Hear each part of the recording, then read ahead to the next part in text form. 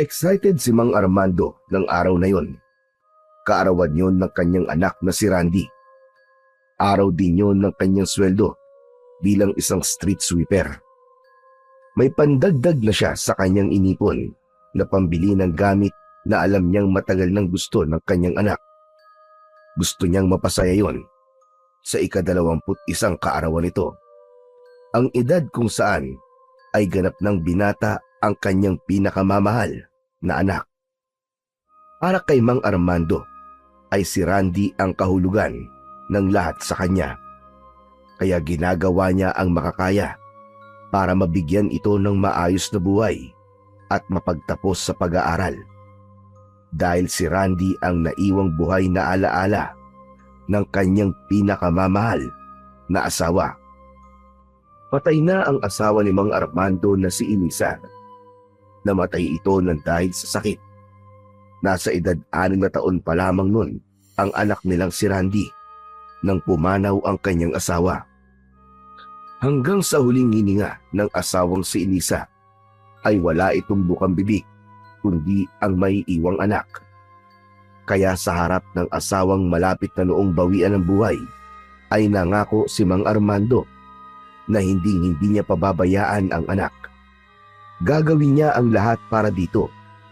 Hindi na rin siya mag-aasawa pa para mabigyan ng sapat na panahon ang anak. Lahat ng ipinangako niya sa namatay na asawa ay pinagsikapan niyang gawin. Subalit alam niyang kulang pa rin yun, sapagkat sa kabila ng ginagawa niyang pagsisikap ay hindi pa rin niya naibibigay sa anak ang magandang buhay na alam niyang pangarap ng kanyang namatay na asawa. Gayunpaman ay doble ang ginagawa niyang pagsisikap. Sa edad ngayon ni Randy ay dapat papatapos na ito sa pag-aaral sa kolehiyo. Yun nga lang, ilang beses din itong nahinto dahil sa kakapusan sa pera. Subalit pinagsisikapan yun ni Mang Armando dahil ang mapagtapos sa pag-aaral ang yamang maaaring ipamana niya sa kanyang anak. O pare, aba, bis na bis ah. Lumalakad, mukhang masaya ka. Huwag mo sabing, may bago na naman nagpapatibok ng puso mo. Wala pare, masaya lang ako ngayon dahil kaarawan ng anak ko. Ah, yun naman pala eh. Lalabas kayo. Kakain kayo, no? Sana pare, pero bibilin ko muna yung regalo ko sa kanya. Naks naman, may regalo ka pa pala. Teka pare, 21 na nga pala ang inaanak ko, no? Oo, tama ka, paring Nanding. Kaya nga, kailangan bigyan ko ng regalo. Saka pinag-ipunan ko naman yon. O sige pare, pakisabi na lang kay Randy, happy birthday. Saka, pasensya na ka mo, kung wala man lang akong maibigay sa kanya.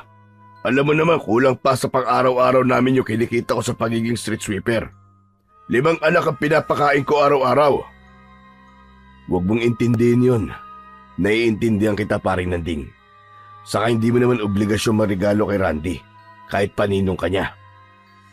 Yun nga ang nakakahiya ron, pare. Ninong ako, pero wala akong maibigay sa kanya. Huwag ka mag-alala, pare. Sagot na kita. Salamat pare ah. Mag-enjoy na lang kayo ng anak mo. Malamang matutuwa yun dahil pinaghandaan mo kanyang birthday. Pagkatapos makuha ang sweldo, ay may galak sa puso na pinuntahan ni Mang Armando ang tindahan upang bilhin ang regalo niya sa kanyang anak. Buti na lang, mayroon pang stocks. Ayon pa naman sa tindera, ay 3 na lang ang natitira. Kaya muntik pa palang hindi makabili si Mang Armando dahil espesyal na araw yun ng kanyang anak. Kaya ipinabalot niya ito kahit may dagdag gastos pa para sa gift wrapping. May natira pang pera sa kanya kaya maaari pa silang kumaing mag-ama sa labas. Sa ganun kasimpleng selebrasyon, nais ni Mang Armando maipakita ang pagmamahal sa kanyang anak. Galing sa pagbili ng regalo para sa anak, ay dumiretso na sa pag-uwi si Mang Armando. Hindi na muna siya bumili ng kahit na anong pagkain dahil nga kakain sila sa labas. Wala pa si Randy. Ang inaasahan niya'y naroon na ito galing sa school. Subalit ng araw na yon ay tila atrasado ito ng uwi. Inilagay niya ang regalo sa ibabaw ng mesa para pagdating ng anak niya ay ito ang una niyang makikita. Naghintay pa siya ng halos 2 oras bago dumating si Randy. Umiinom ng kape si Mang Armando nang dumating ang kanyang anak.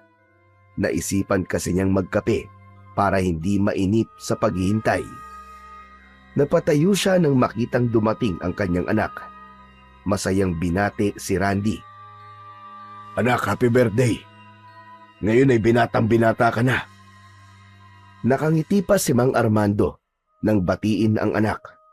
Natutulog pa kasi ito nang umalis siya ng umaga para magtrabaho. Kaya hindi niya nagawang batiin. Nagpasalamat si Randy sa ama. Agad niyang napansin ang regalong nasa ibabaw ng lamesa. Napangiti ng halos abot tenga ang binata nang makita ang regalo sa ibabaw ng mesa. Siguro naman, para sa akin ang regalo na to. Tama ka, anak. Binili ko yan. Dapat matagal ko na nga nabili yan eh. Pero kulang pa ang pera ko. Kaya pinag-ipunan ko muna.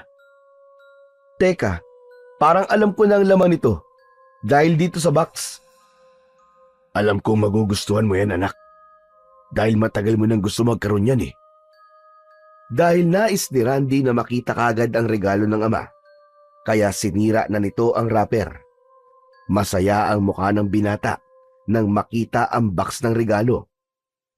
May kasabikang binuksan ang kahon ng sapatos, subalit biglang nawala ang ngiti nito, kundi napakunot ang noo. May pagtataka naman si Mang Armando sa naging reaksyon ng anak. Oh anak, bakit? Hindi mo ba nagustuhan? Ito? Ito ba yung regalo na pinagmamalaki niyo sa akin? Aba, oo anak. Bago yan at kabibili ko lang. Alam ko naman pong bago to eh. Teka anak, hindi mo ba nagustuhan yung rubber shoes na regalo ko sa'yo? Medyo mahal nga ang pagkakabili ko dyan eh. Ito? Ito ba? Itong sapatos na to? Mahal ang bili nyo? Oo, 3 pares na nga lang yan eh. Buti na lang, nakaabot pa ako. Fake naman to eh. Hayan nga oh, iba ang pagkakagawa ng tiketa. Teka anak, di ba ganyan ang tatak ng rubber shoes na gusto mo? Para magamit mo sa paglalaro ng basketball? Ganito nga yun, pero hindi ito. Fake ito eh. Original ang gusto ko.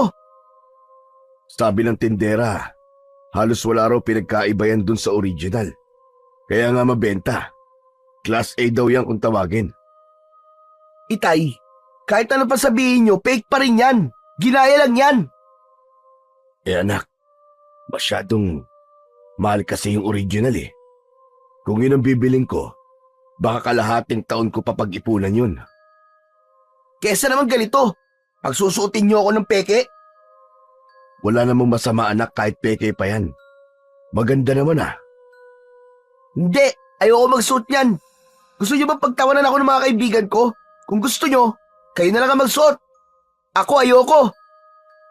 Pabagsak na binitiwan ni Randy sa ibabaw ng lamesa ang sapatos na hindi niya nagustuhan.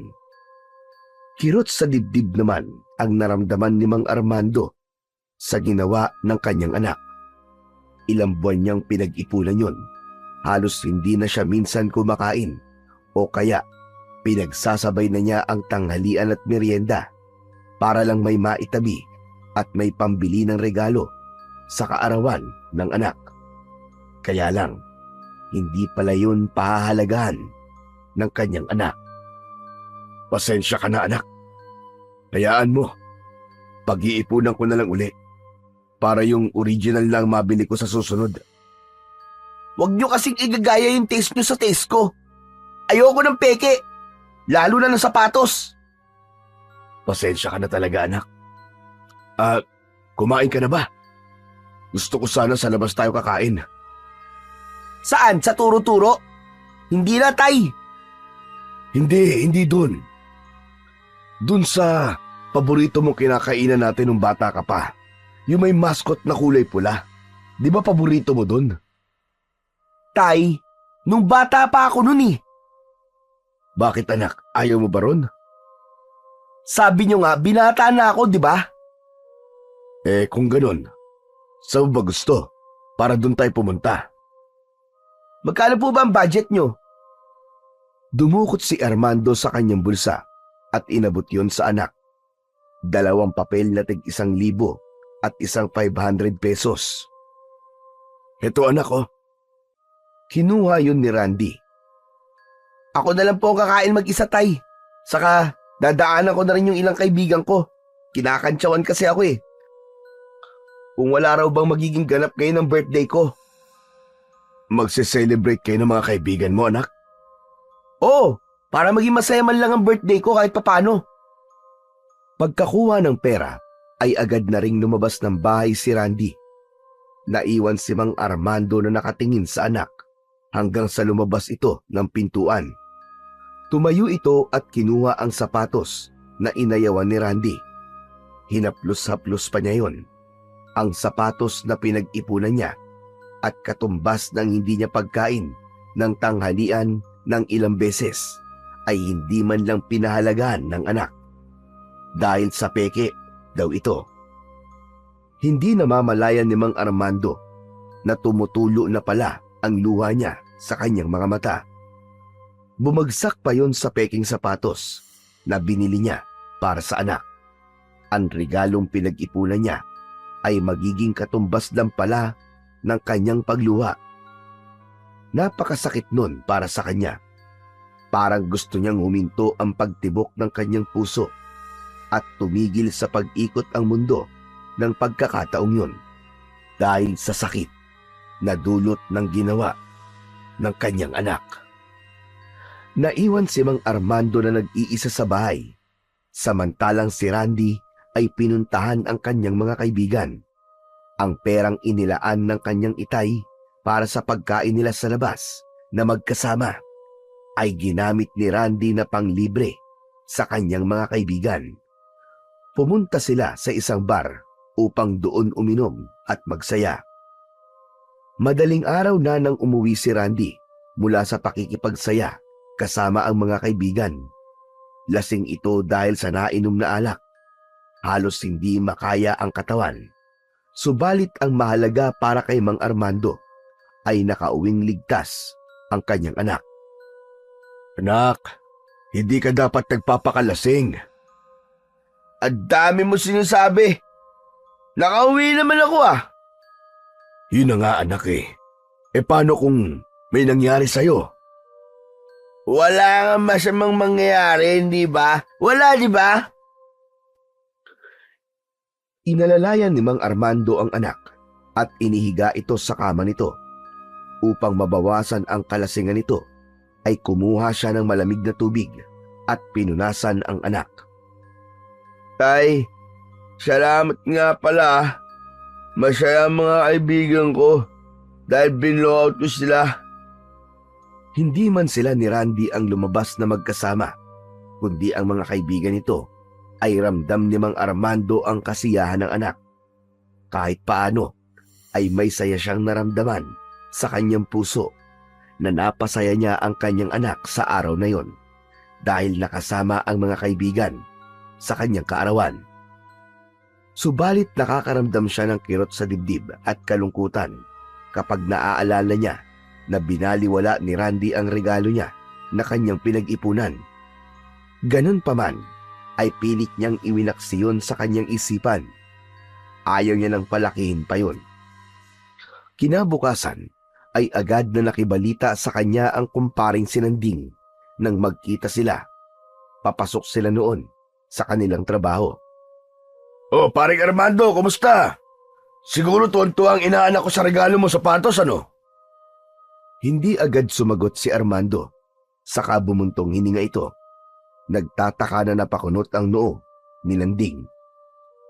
Sandali lang pare, may problema ba? Wala naman paring Nanding. Oo, nagustuhan niya yung sapatos. Sabi ko na sa'yo magugustuhan niya yun eh. Ayaw sabihin ni Mang Armando ang totoo sa kanyang kumpare. Hindi rin niya gustong makarinig mula sa kaibigan ng hindi magandang salita dahil sa inasal ng kanyang anak. Ayaw niyang husgahan din ito ng ibang tao. Ganun niya ibig protektahan ang kanyang anak.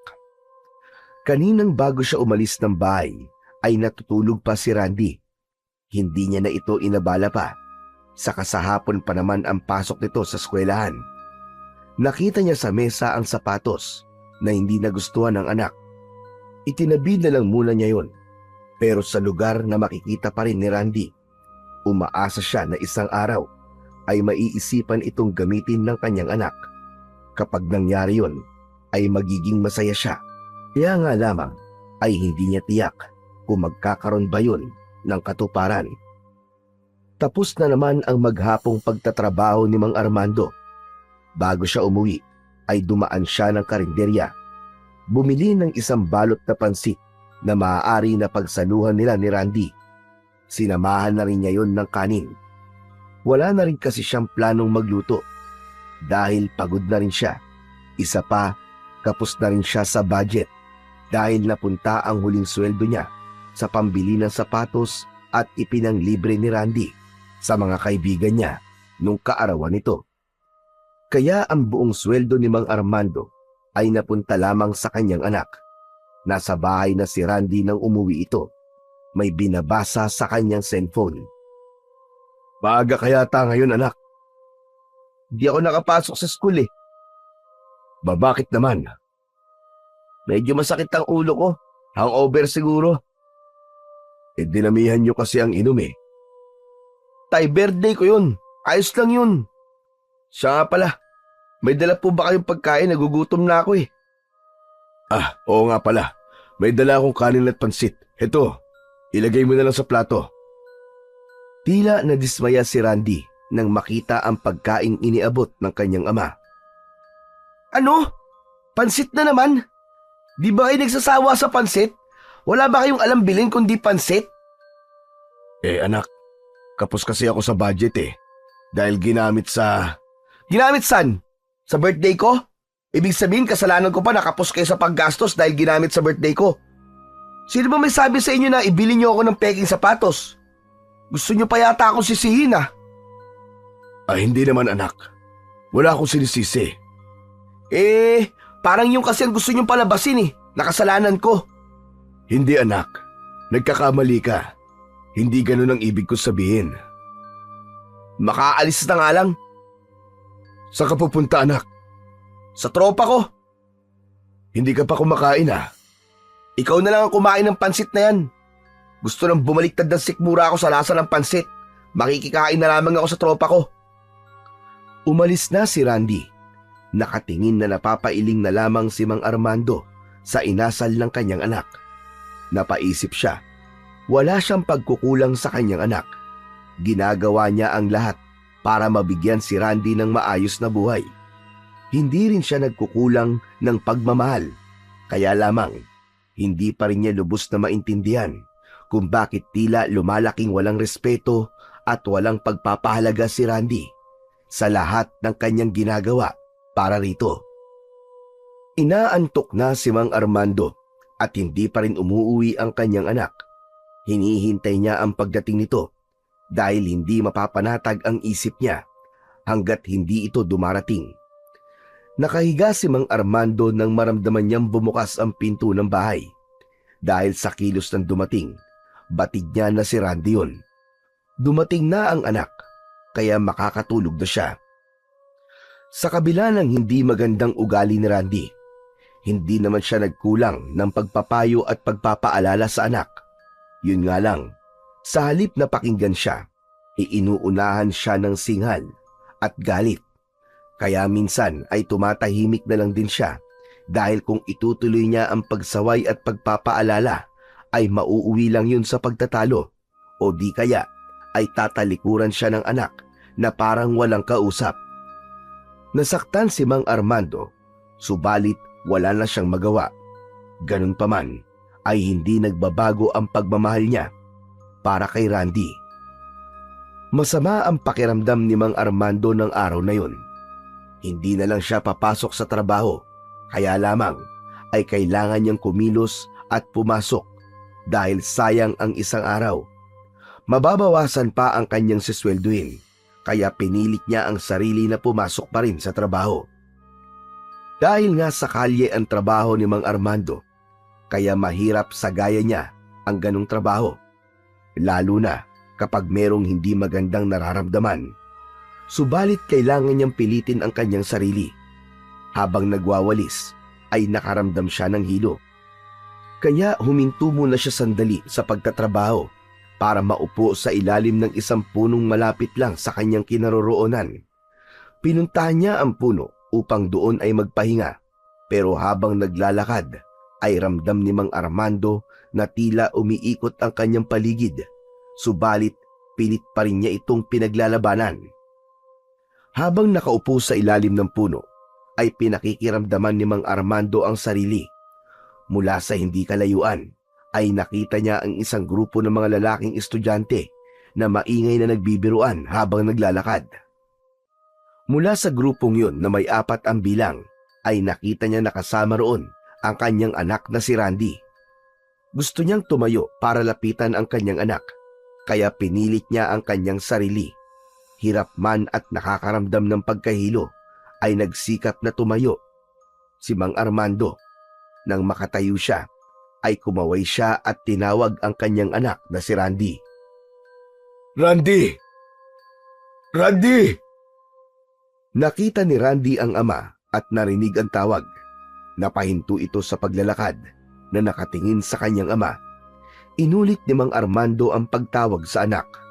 Hirap man, ay mas nilakasan niya ang kanyang boses. Randy!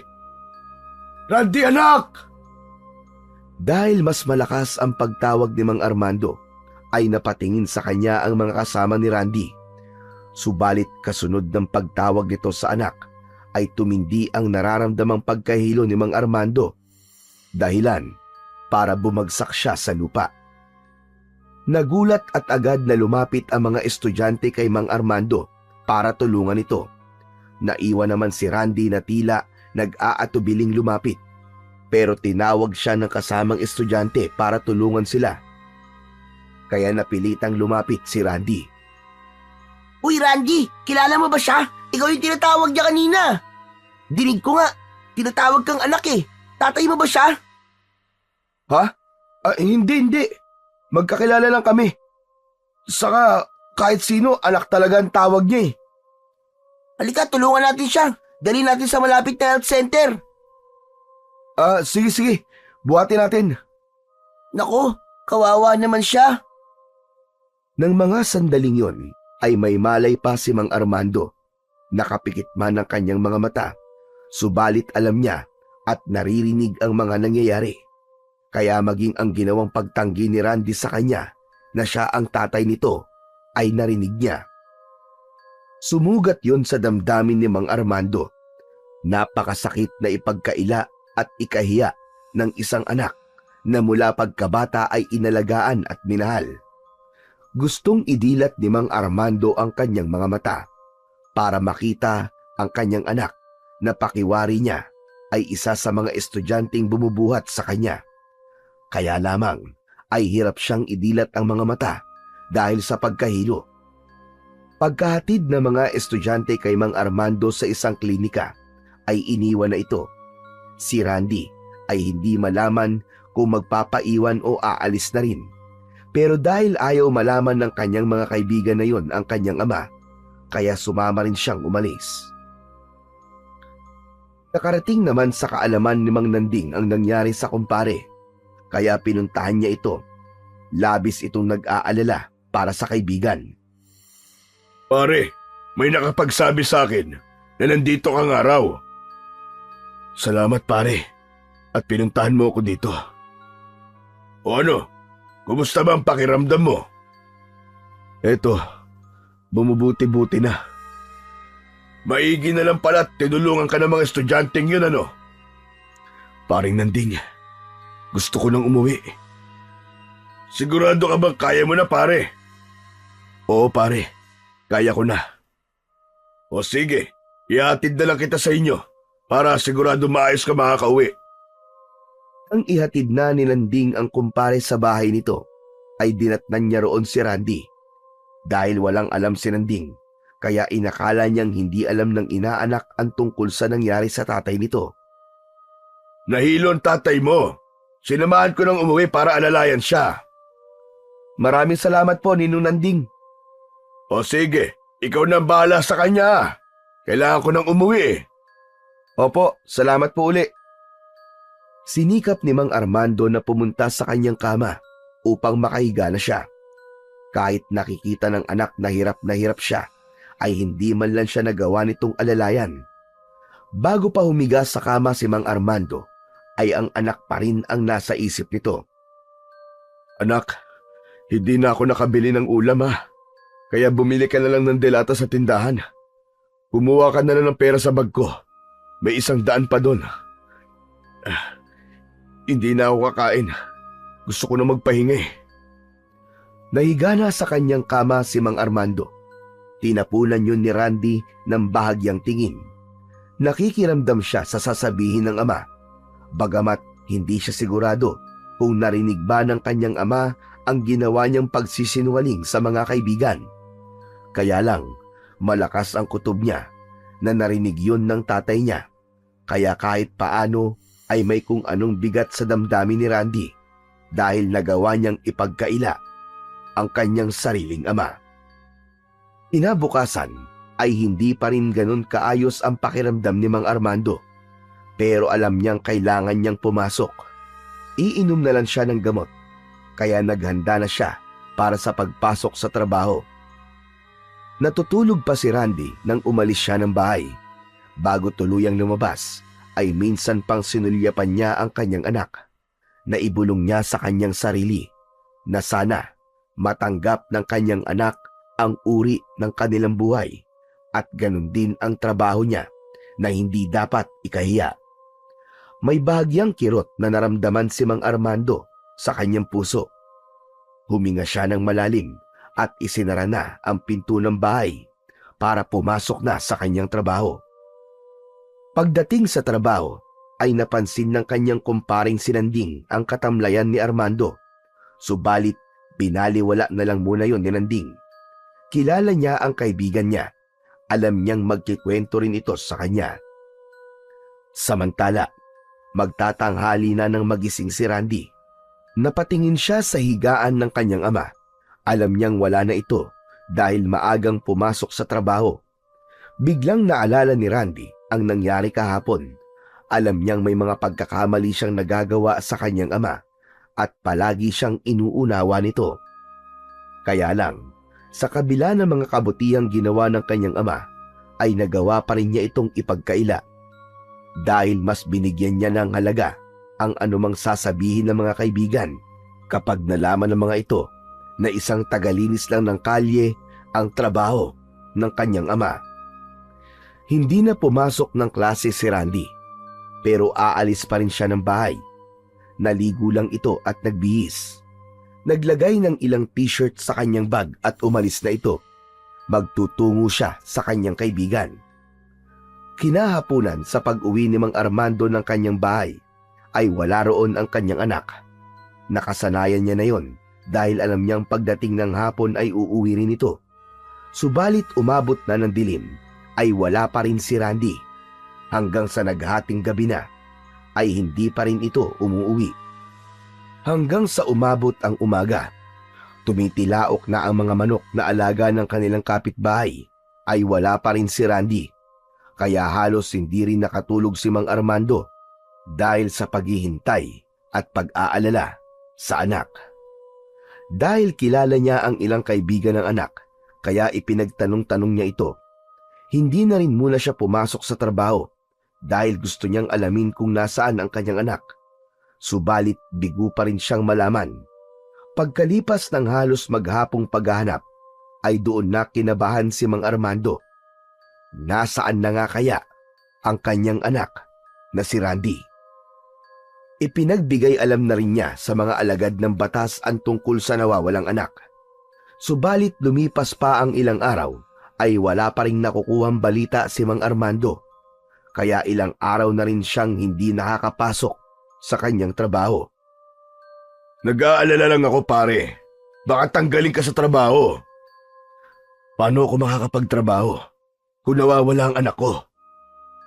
Hindi ba kayo nag-away na mag-ama? Pare, wala kami pinag-awayan. Baka kasi sumama ang loob niya sa'yo.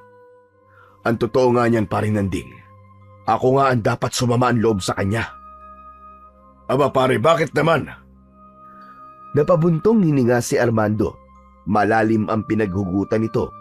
Upang maunawaan ni Nanding ang ibig sabihin ng kaibigan, ay ikinuwento nito ang pangyayari nang minsang puntahan siya sa isang klinika. Ipinaalam ni Nanding kung paano siya ipinagkaila ni Randy. Ano ka mo pare? Talaga ba nagawa yun ni Randy? O paring Nanding, nakapikit man ang mga mata ko, pero dinig na dinig ko sinabi niya sa kanyang mga kaibigan. Hindi niya ako matanggap na kanyang tatay, kundi sinabi niyang isa lamang akong kakilala. Baka naman nagkakamali ka lang ng pandinig pare, dahil hindi ganun ang pagkakakilala ko sa inaanak ko. Pero ganun ang ginawa niya pare.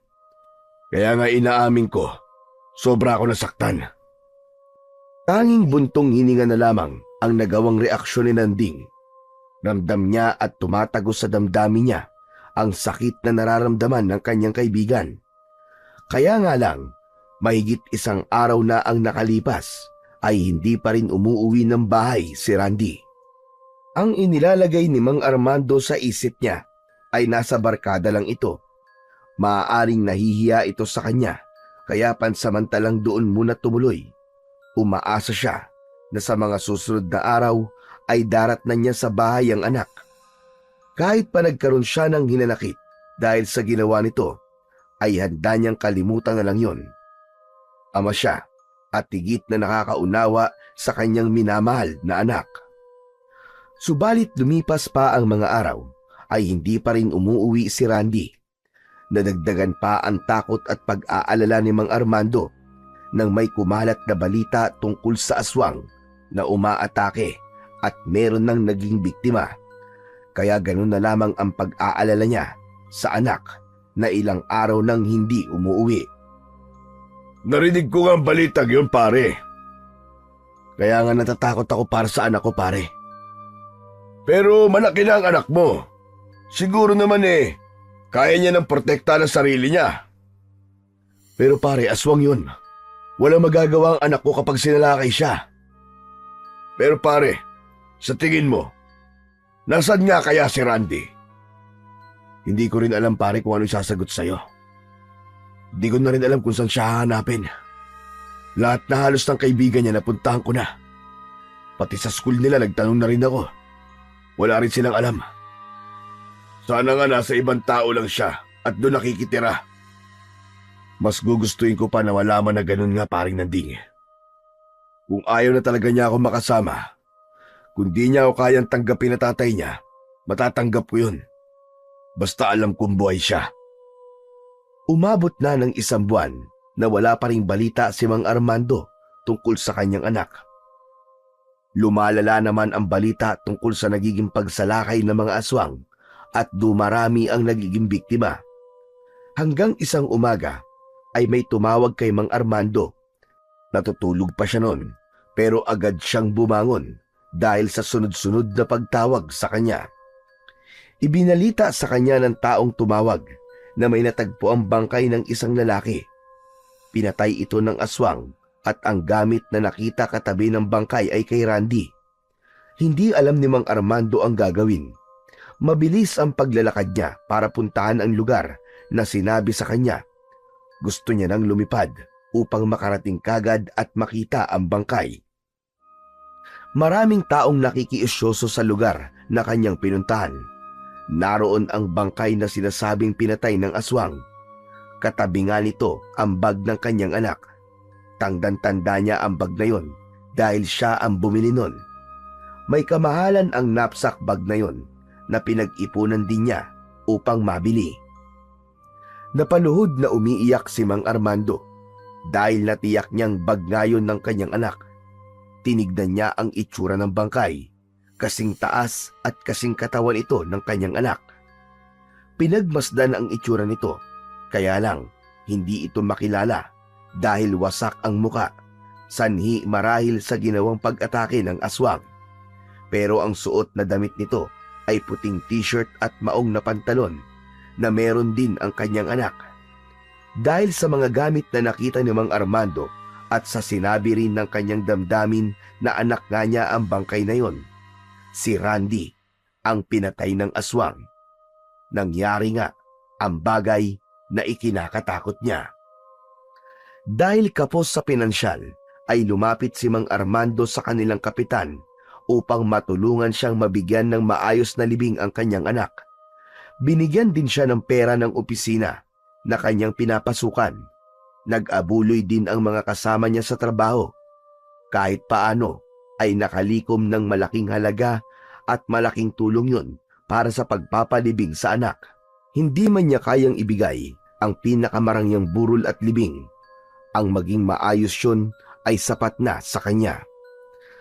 Sa pamamagitan ng pagtutulungan ay naihatid sa huling hantungan ang labi ni Randy. Pagkagaling sa libing, pagpasok ng bahay ay nakabibinging katahimikan ang sumalubong kay Mang Armando. Mapapanatag na ang isip niya. Hindi na siya mag-aalala kung nasaan ang kanyang anak.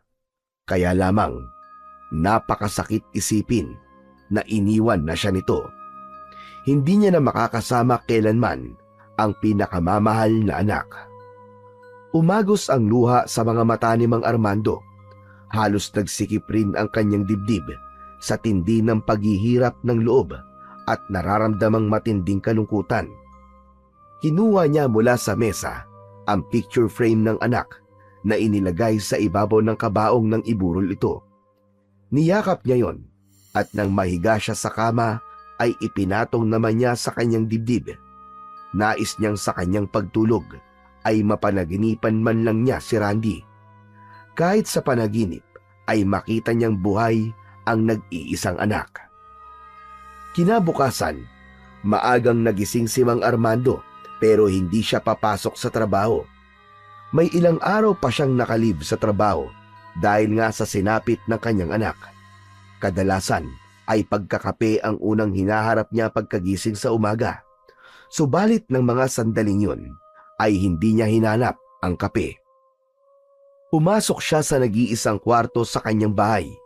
Mula sa tambak na mga gamit na halos hindi na nagagalaw ay may hinanap siya roon. Hanggang sa makita niya ang isang lumang itim na bag. Binuksan niya ito at mula sa bag ay kinuha niya ang isang maliit na kahon na yari sa kahoy.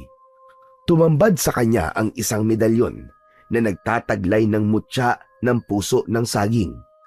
Minana pa niya sa kanyang lolo na minana naman ng kanyang lolo sa tatay nito. Ibig sabihin ay ika-4 na henerasyon na siya sa pag-aalaga ng naturang medalyon na may mutya ng puso ng saging. Naging magsasaka sa taniman ng saging ang ninuno ni Mang Armando. Doon nito yun nakuha at dumaan sa maraming pagsubok dahil may mga malignong ibig umangkin ito na kanyang napagtagumpayan. Matagal na panahon na niyang itinago ang nasabing medalyon na may mutya ng puso ng saging dahil nais niyang magkaroon ng isang tahimik na buhay. Alam kasi niya ang mga obligasyon at tungkulin na kaakibat ng agimat na yon. Bukod doon ay magiging malapit din siya sa iba't ibang uri ng hindi pangkaraniwang nilalang kapag aktibo niyang ginamit ang medalyon na may mutya. Kaya nga lamang, pagkatapos ng dekada-dekadang hindi paggamit noon, kundi itinago lamang ay muli niya itong hinanap dahil meron siyang dapat paggamitan. Galing sa lahi ng mahuhusay na antingero ang pamilya ni Mang Armando. Mula sa pinakaninuno nila ay nagpasalin-salin ang pagiging antingero. Pagdating nga lang sa kanya ay ibig niya nang putulin yon at kalimutan. Kaya nga lang, tila hindi yun nakatadhana. Dahil sa pagkakataong yon ay nakatakda niya na yung gawing aktibo at gamitin. Ang buong akala ko Hindi na darating ang pagkakataong kailangan kong kunin sa akin pinagtataguan ng medalyong ito. Dahil ang una kong plano ay tuluyan ng kalimutan at talikuran ng pagiging antingero para sa tahimik na buhay. Subalit, dahil sa nangyari sa nag-iisa kong anak na si Randy, kailangan magamit ko to. Dapat magkaroon ng katarungan ng kanyang naging kamatayan. Mahigpit at may kasamang galit ang pagkakahawak ni Mang Armando sa medalyon. Buo na ang kanyang desisyon. Gagamitin niya yon para sa minimithing katarungan.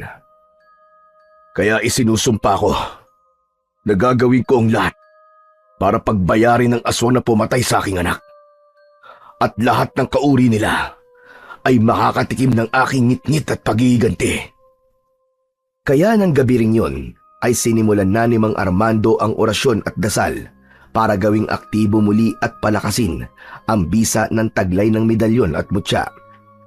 Sa isang maliit na tila altar na kanyang ginawa, ay inilagay niya doon ang larawan ng kanyang anak na si Randy. Magpapaalala yon na ang lahat ng kanyang gagawin ay para sa katarungan ng pinakamamahal na anak.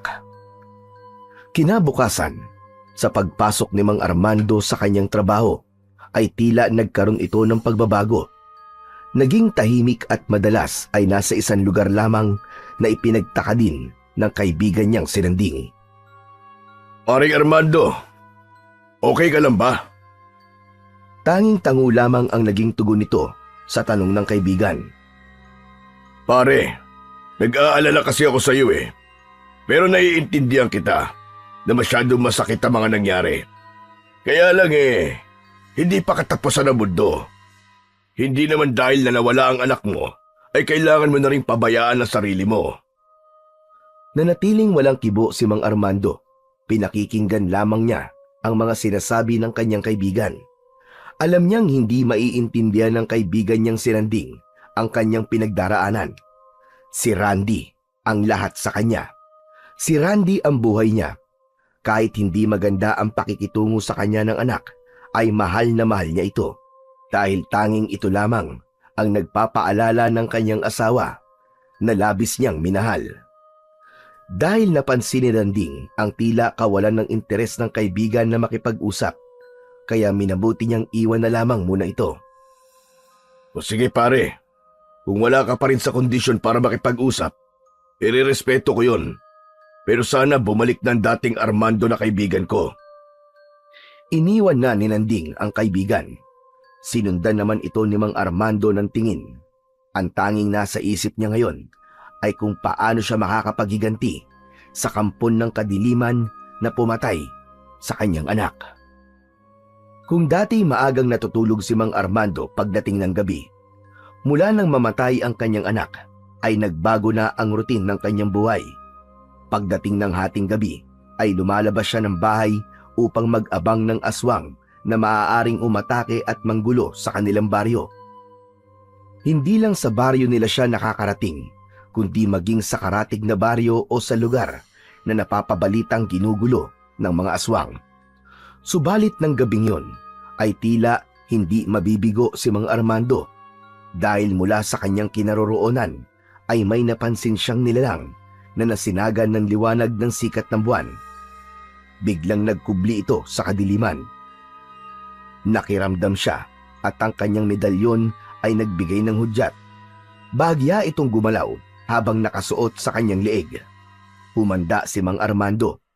Mahigpit na hinawakan ang bagong hasa at mahabang itak na sadyang inihanda niya para sa pagharap sa mga kampon ng kadiliman.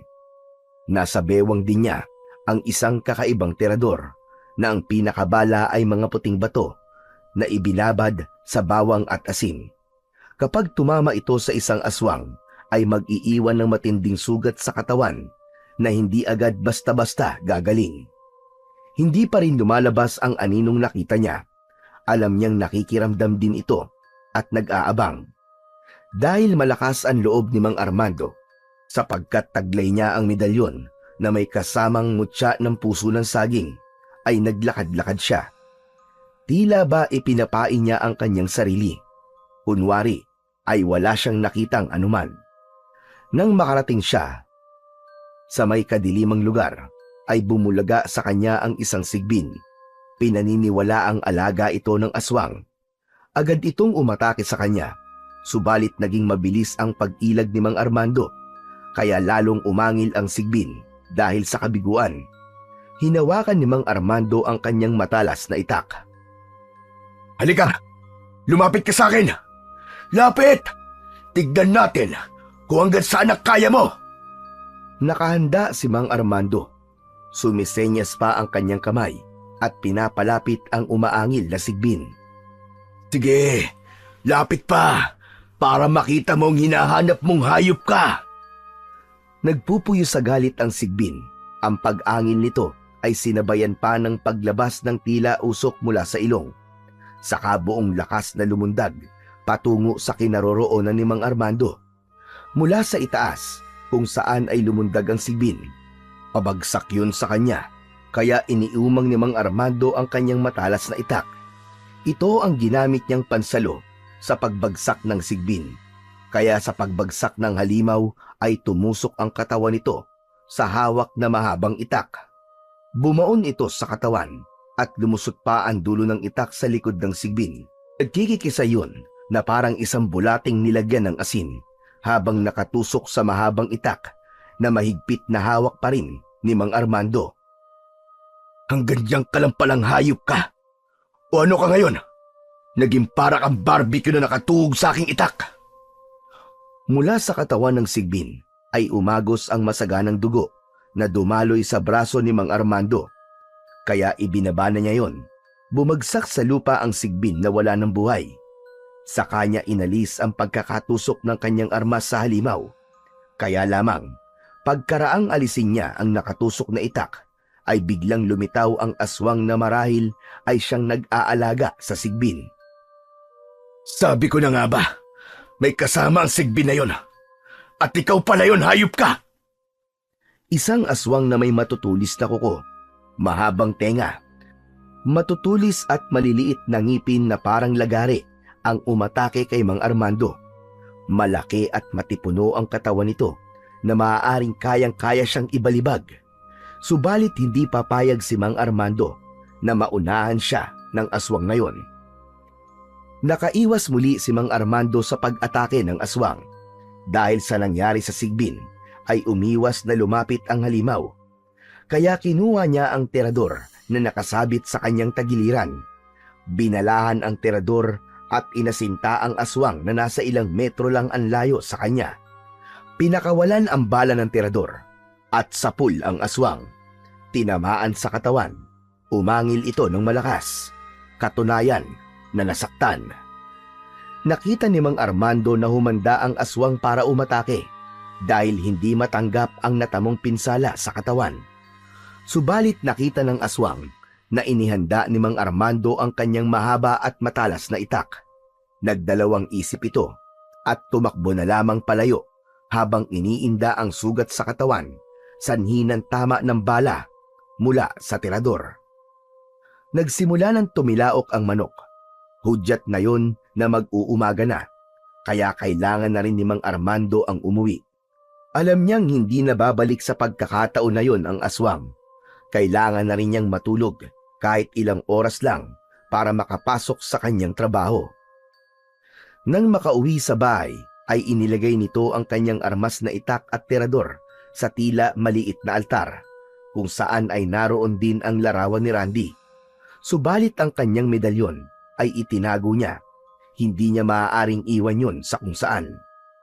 Sa kabilang dako, kung saan nakatira ang aswang na nasugatan ni Mang Armando, ay nagbalik na ito sa tunay na anyo.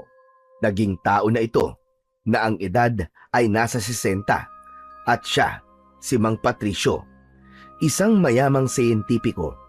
Mahilig gumawa ng iba't ibang imbensyon. Lumilikha rin siya ng iba't ibang uri ng halimaw. Siya rin ay pinuno ng mga aswang. Ang kanyang yaman ay mula sa mga taong naging kaibigan, pero hindi nakasundo. Ito ay kanyang pinapatay upang mapunta sa kanya ang yaman ng mga ito. Hawak niya ang kanyang tagiliran. May sugat ito at tumutulo ang dugo. Kagagawan yon ni Mang Armando. Tama ng bala ng terador. Pabihira! Muntik na ko ron! Walang hiyang lalaki yon. Matinding makipaglaban. Hindi ako maaaring magkamali. Isa siyang antigero. Kailangan magamot ang sugat niyo, Boss Patricio. Hindi pagkaraniwan ang ginamit na bala na tumama sa akin tagiliran. Iba ang sakit nun. Matindi. Mukhang napaghandaan ang ginawa mo pagsalakay. Hindi ko rin alam. Pero ngayon, isang bagay lang ang dapat mailagay sa ating utak. Hindi na natin magagawa ang kahit na ano dahil sa pagkakaroon ng manunugis na yon. Pero boss, may nakahanda ba kayong plano para sa katulad ng manunugis na hahadlang sa ating mga plano? Oh, siyempre naman.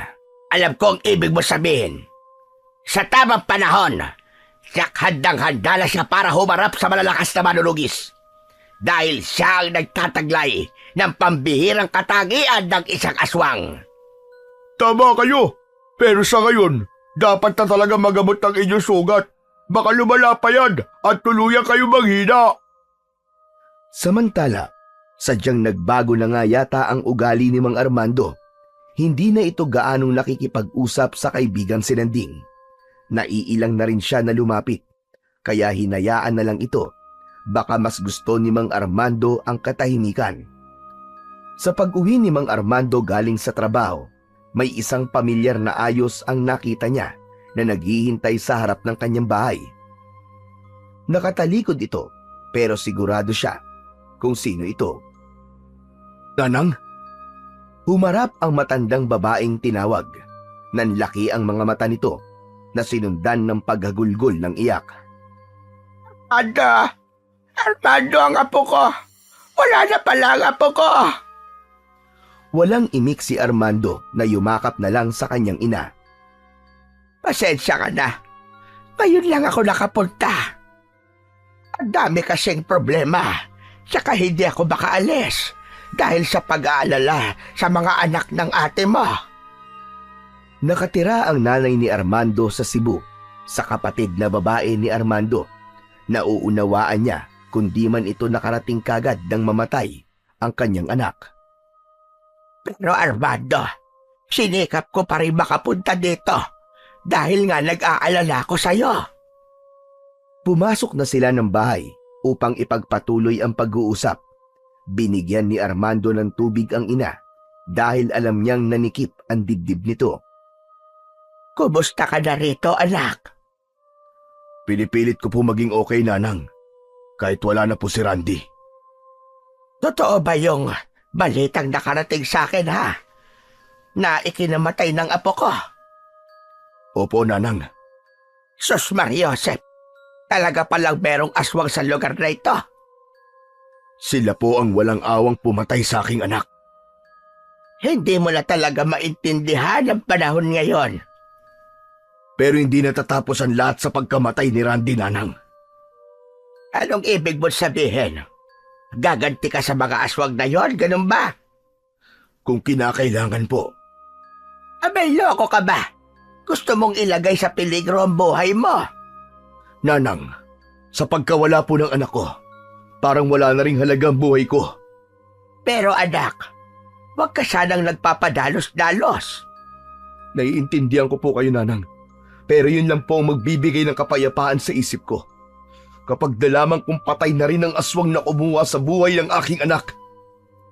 Hindi mo tiyak kung sino, anak. Lahat silang mga aswang. Iisa-isahin ko sila.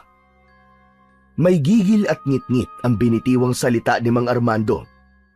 Sapagkat buo sa loob niya ang kanyang plano at walang sino mang makakapagpabago nun. Kahit pa ang kanyang ina na kasama niya ngayon. Ayon sa nanang ni Mang Armando ay doon muna mananatili ito. Magtatagal po ba kayo dito, Nanang? Oo, Armando. Bakit ganyan ang tanong mo? Ayaw mo ba na nandito ako? Hindi naman po sa ganun, Nanang. Baka po kasi mas kailangan kayo ng kapatid ko sa Bisaya. Nagpaalam ako sa kanya na dito muna ako. At pumayag naman siya. Kaya lang mukhang ikaw ang ayaw na nandito ako. Hindi po, Nanang. Sige po, kung talagang yan po ang desisyon nyo. Saka, matagal din tayong hindi nagkasama. Dapat nga ay matuwa ka pa. Napatingin si Aling Tasing sa isang maliit na altar na naroon din ang armas ni Armando na ginagamit sa pagharap sa mga aswang. Alam ko na ang sagot kung bakit parang ayaw mong dumito ko. Dahil sinimulan mo na ang plano mo. Tama ba ako? Hindi nakasagot si Mang Armando. Anak, kaligtasan mo lang ang iniisip ko. Pero sabi ko nga po sa inyo, Nanang, wala nang halaga ang buhay ko. Ang tanging hangad ko lang ngayon ay makaganti sa mga nilalang na pumatay sa aking anak.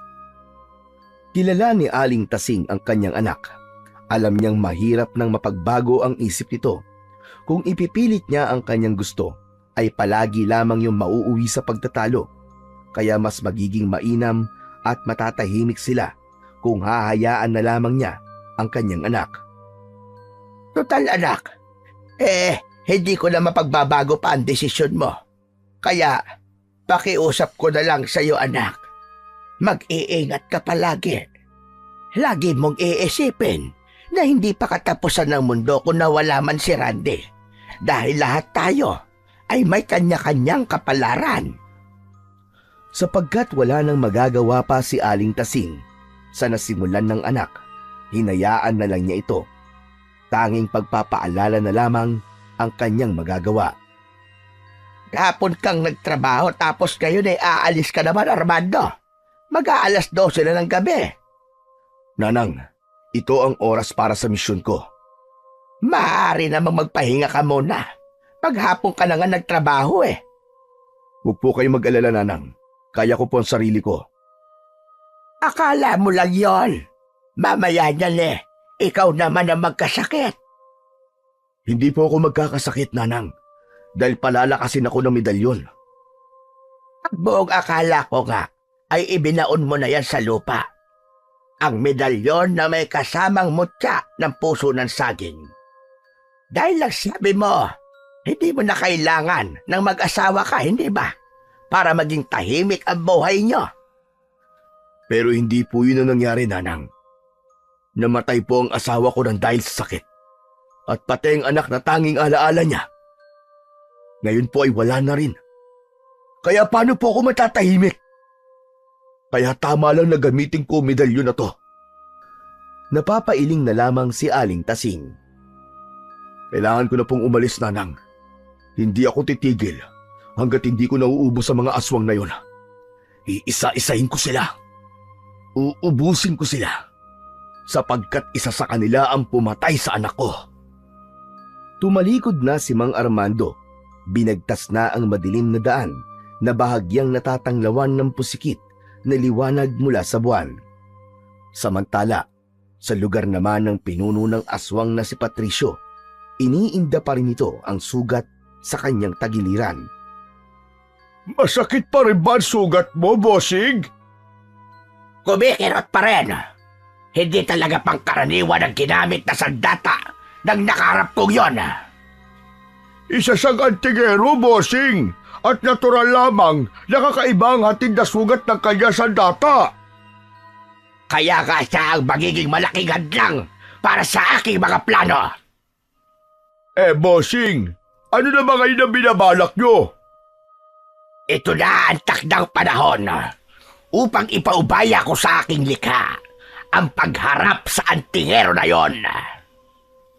Susubukan mo na ang husay at tapang ng iyong likhang aswang, bossing? Oo, Bruno. Narinig mo na, di ba? Sa kanya ko pinagsama-sama ang iba't ibang lakas mula sa mababangis na aswang. Kaya alam kong kakaiba siya. Masusubukan na natin siya, bossing. Madali ka. Kunin mo na siya sa kanyang kwarto. Sabihin mo, nais ko siyang makausap. Nagpapatawa po ba kayo, bossing? Paano mo siya makakausap kung ginamitan mo siya ng iyong kapangyarihan upang hindi magamit ang dila sa pagsasalita? Pero nakakarinig siya at maiintindihan niya ako. Bakit nga pala ayaw mo magsalita siya, bossing? para hindi ko marinig ang kanyang mga reklamo, kundi ang tanging gagawin niya ay sumunod sa lahat ng ipag-uutos ko. Alam mo naman na sa lahat ng ayaw ko ay yung reklamador at kinokontra ko. Kaya mas mainam na hindi nakakapagsalita ang aking likha. Naiintindihan ko na kayo, bossing. O sige, dadali ko na siya dito. Mula sa isang kwarto ay pinuntahan ni Bruno ang sinasabing likha ni Patricio. Isang nilalang na nasa anyong tao. Subalit sa sandaling maging aswang ay mas mapanganib ito. Dahil isinalin sa kanya ni Patricio ang iba't ibang lakas na galing sa mga mababangis na aswang. Sapagkat ang nais niya ay makagawa siya ng isang uri ng nilalang na poprotekta sa kanila. Bossing! Bossing! Andito na ang iyong likha! Ngayon, masusubukan ko kung perpekto na ba ang pagkakalikha ko sa'yo. Ano nga palang pangalan niya, bossing? Ang pangalan niya ay Wizardo. Uy! Pwede! Makinig ka, Wizardo. Merong humahadlang sa ating plano. Isa siyang mahusay na antingero. Pero alam kong sisiw lang ang kakayahan niya sa kakayahang nasa pagkatao mo. Kaya siya ang una mong misyon. Gawin mo ang makakaya mo para alisin siya at hindi maging sagabal sa landas natin. Nakatitig lamang si Wizardo kay Patricio. Pagkway tumango ito na pagpapahiwatig na naiintindihan niya ang utos ng kanyang amo. Sige na, umalis ka na. At sa pagbabalik mo, inaasahan ko na may dala kang magandang balita. Umalis na si Wizardo. Tinahak na nito ang dilim upang hanapin ang antingero na sinasabi ni Patricio. Samantala, gaya ng dati, ay iniikot ni Mang Armando ang baryo upang mag-abang sa pagdating ng nilalang ng dilim. Nakatali sa bewang ang terador at hawak sa kanyang kamay ang matalas at mahabang itak. Nakaramdam ng kaluskos si Mang Armando sa hindi kalayuan mula sa kinaroroonan niya. Agad niyang inihanda ang kanyang sarili. Alam niyang mapapalaban na naman siya sa gabing yun. May kung anong bagay na bumagsak sa gawing kanan niya. Doon napadako ang kanyang atensyon, kaya humakbang ng 3 malalaking hakbang upang alamin kung ano ang pinagmulan nun. Kaya nga lang, mula sa kanyang likuran ay pabagsak na lumitaw ang isang kakaibang uri ng aswang. Tila nalinlang siya nito. Hinawakan ng umataking aswang si Mang Armando. Mahigpit ang pagkakahawak sa kanyang leeg, na tila ibig ibaon pati ang matutulis na kuko. Ramdam na ramdam niya na malakas ito. Nagpupumigla siya, subalit hindi pa rin siya makaalpas. Lalong humihigpit ang pagkakahawak sa kanyang leeg. Noon naisip ni Mang Armando na suot nga pala niya sa kanyang leeg ang kanyang medalyon. Agad niyang kinapayon at nang mahawakan niya ay idinikit niya sa kamay ng halimaw na nakahawak sa kanyang leeg. Nabitiwan siya ng halimaw at lumuwag ang pagkakahawak sa kanyang leeg. Umusok ang kamay ng aswang dahil sa pagkakapaso. Umaangil sa galit na nakatingin sa kanya. Sige, lumapit ka! Subukan mo! At tsak gugulong ang ulo mo! Umangil lang sa kanya ang aswang. Nakikipagtitigan ito sa kanya. Ano? Yan ba ang gusto mo? Ay tuay tayo! Sabi ko sa'yo, lumapit ka para makita mo ang hinahanap mo! Demonyo! Biglang lumundag ang aswang. Malakas itong lumundag na umabot sa likuran ni Mang Armando. Yan pala ang alam mo. High jump. Pero sige lang, lumundag ka pa na lumundag. At magkaroon lang ako ng pagkakataon. Tsak, tatalsik ang isang bahagi ng katawan mo. Sinisiguro ko yan. Nakikiramdam ang aswang nakaharap ni Mang Armando. Tila humahanap ito ng buwelo kung paano susugurin ang kalaban. Huwag ka palang lumapit ha. Teka nga. Kinuha ni Mang Armando ang dalang terador Agad itong binalahan upang tiradurin ang aswang na tila naduduwag lumapit sa kanya. Hinila na niya ang goma ng tirador. Kaya lamang, bago pa pakawalan ang balang bato nito, ay biglang nagbago ang anyo ng aswang na ilang metro lang ang layo sa kanya. Ah! May kakayahan siyang magpalit ng anyo! Lumapit ito at nagpaikot-ikot sa itaas. Sinundan ang tingin ni Mang Armando. Malamlam ang liwanag mula sa buwan, kaya nahihirapan siyang aninagin ang lumilipad na aswang. Mahihirapan siyang asintay nito, lalo na kung paikot-ikot ito na lumilipad. Pinaglalaruan ako ng aswang na to ah. Akala yata niya, malilin lang niya ako. Hindi tumitigil sa pag-ikot sa itaas ang aswang. Nang makakuha ito ng tiyempo, ay biglang sumerko ito sa ere at umatake kay Mang Armando. Nataranta siya sa mabilis na pagbulusok ng aswang na nasa anyo ng isang malaking ibon. Nabitiwan niya ang hawak na tirador. Maging ang itak ay nabitiwan din niya. Sinunggaban ng aswang na ibon ang damit ni Mang Armando. Nahawakan ito at naiangat siya paitaas. Nagkakakawag si Mang Armando. Ang pangyayaring yun ay pinanonood pala ni Patricio na sinundan ang kanyang likha upang alamin kung paano ito makipaglaban sa antingerong nakasagupa niya. Tuwang-tuwa si Patricio sa kanyang napapanood dahil sa ginawa ng malaking ibon. Sige, ganyan nga. Ganyan nga, Wizardo. Itaas mo pa ang antingero at pagkatapos ay ibagsak mo ng malakas. Tignan ko lang kung hindi magkalasog-lasog ang katawan niyan. Samantala, patuloy na inililipad pa itaas ng aswang si Mang Armando. Gaya ng ibig mangyari ni Patricio. Pagkatapos na ilipad ng mataas ang antingero ay binitiwan nga niya yun. Ganun na lamang ang pagkakagulat ni Mang Armando nang maramdaman niyang mabilis siyang bumubulusok pa ibaba. Subalit naging mabilis ang pag-iisip nito. Agad na hinagilap ang suot na medalyon, kasabay ang mabilis ding pag-usal ng orasyon. Dahil sa ginawa niya, ay naramdaman ni Mang Armando ang mabagal niyang pagbagsak hanggang sa umapak ang kanyang paa sa lupa, kaya walang masamang nangyari sa kanya. Nakita ni Patricio ang pangyayaring yun. Manghang-mangha siya at hindi makapaniwala sa kakayahang taglay ng antingero. Pambihira! Kakaiba talaga siya! Pambihira ang kayang gawin ng taglay niyang anting-anting! Sa pagbaba ni Mang Armando sa lupa, ay agad niyang pinuntahan ang kanyang itak at terador. Naghanda muli siya para sa pag-atake sa aswang na ibon. Subalit biglang tumilaok ang manok. Magsisimula na ang pagbubukang liwayway. Narinig ng aswang na ibon ang tilaok na yon. Hudyat na rin yun upang bumalik na ito, sapagkat hindi niya alam kung anong maaaring mangyari sa kanya kapag inabutan siya ng sikat ng araw. Kaya sinundan na rin ni Patricio ang kanyang likha upang bumalik sa kanilang tirahan. Pag-aalala naman ang naramdaman ni Aling Tasing nang umuwi ang anak na may mga sugat sa katawan. Yan na nga ba sinasabi ko, iho? Pambihira ka talaga, ayaw mo kasing makinig sa akin. Wala po ito, Nanang. Ano bang wala? May mga sugat at kalmot ka sa leeg. Tignan mo nga yan. Ano bang halimaw ang nakainkwentro mo? Hindi ko po maipaliwanag, Nanang.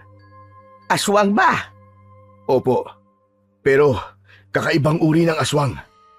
Kahit ano pa siya, aswang pa rin yun. Mabuti pa gamutin ko na muna yung mga sugat mo at pagkatapos ay matulog ka na. Ilang oras na lang ang itutulog mo. Ginamot ni Aling Tasing ang sugat ng anak.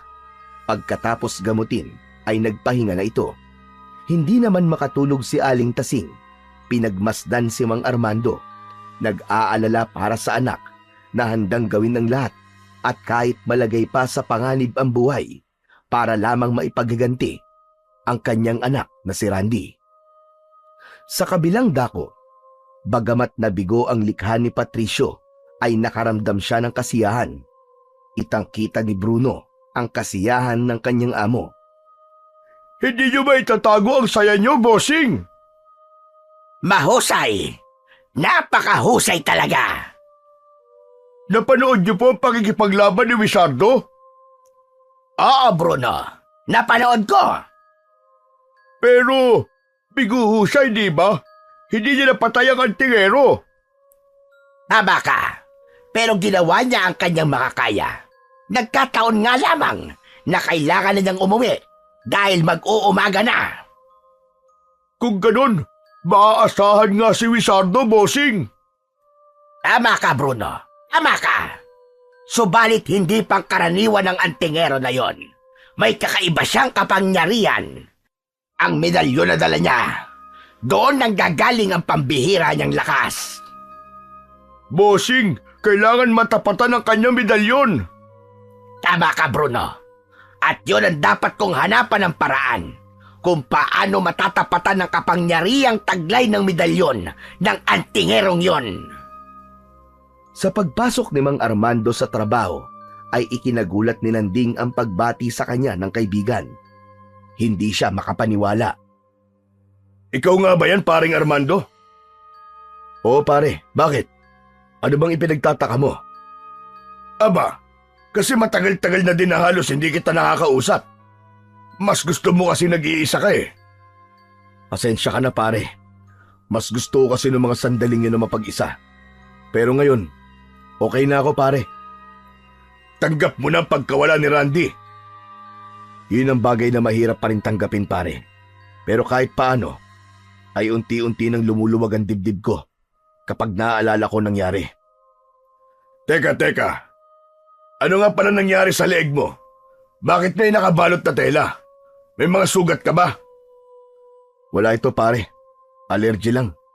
Kaya binalutan ko ng tela. Ginagamot ko na. Kaya mawawala na rin ito. Siya nga pala, Armando. Alam mo na ba yung balita?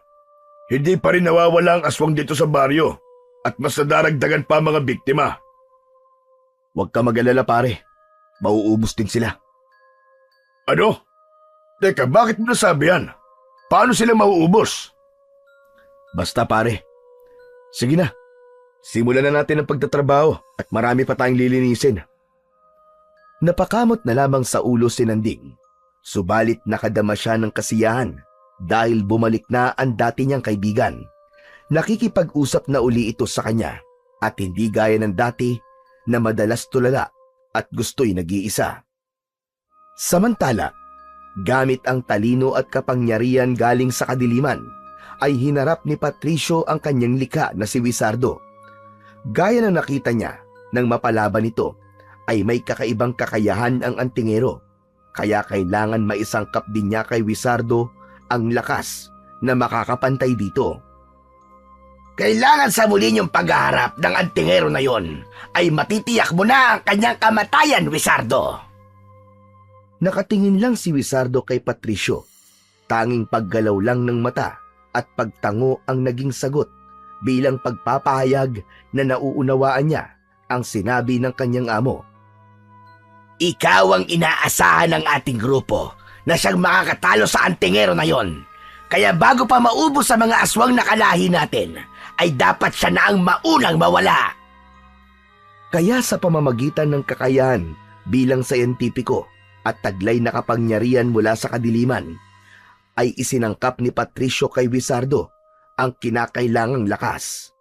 Samantala, pagdating ni Mang Armando galing sa trabaho, ay nagpahinga ito. 6:00 pa lang yun ng hapon, pero natulog na ito para makabawi sa kanyang lakas dahil ilang araw nang kulang siya sa tulog at pahinga. Hindi na siya pinakialaman pa ni Aling Tasing. Ipinagluto na lamang niya ng pagkain ng anak para paggising nito ay merong makakain kahit papano. Adobong manok ang kanyang niluto na paborito ni Mang Armando. Nang magising si Mang Armando, 10:00 na yun ng gabi. Nakaramdam ng gutom kaya tumuloy na siya sa kusina upang kumuha ng makakain. Pagbukas niya ng kaserola para kumuha ng ulam, ay agad niyang naamoy ang masarap na adobo na luto ng kanyang ina. Nakaramdam ng lungkot si Mang Armando dahil ang kanyang anak na si Randy ang agad na pumasok sa kanyang isip. Katulad niya, ay yun din ang paboritong ulam ng namatay niyang anak.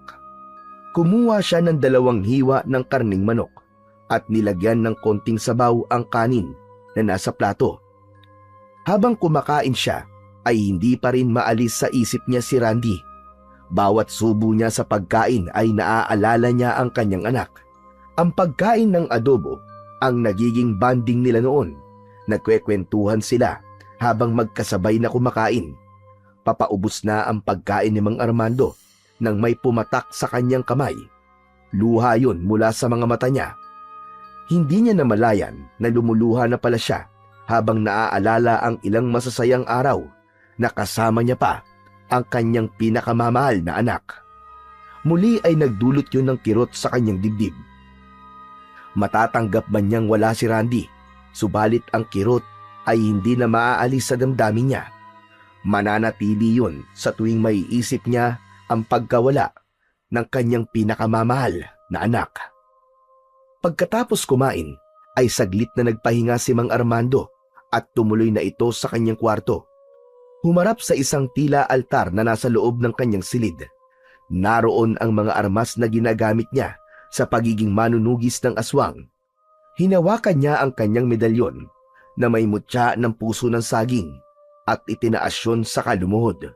Yumuko siya at ipinikit niya ang kanyang mga mata. Muli ay umusal siya ng isang orasyon. Kailangan niyang mas lalong palakasin ang taglay na kapangyarihan ng kanyang mutya, lalo na't nakita niya ang kakayahan ng aswang nang magkaharap sila.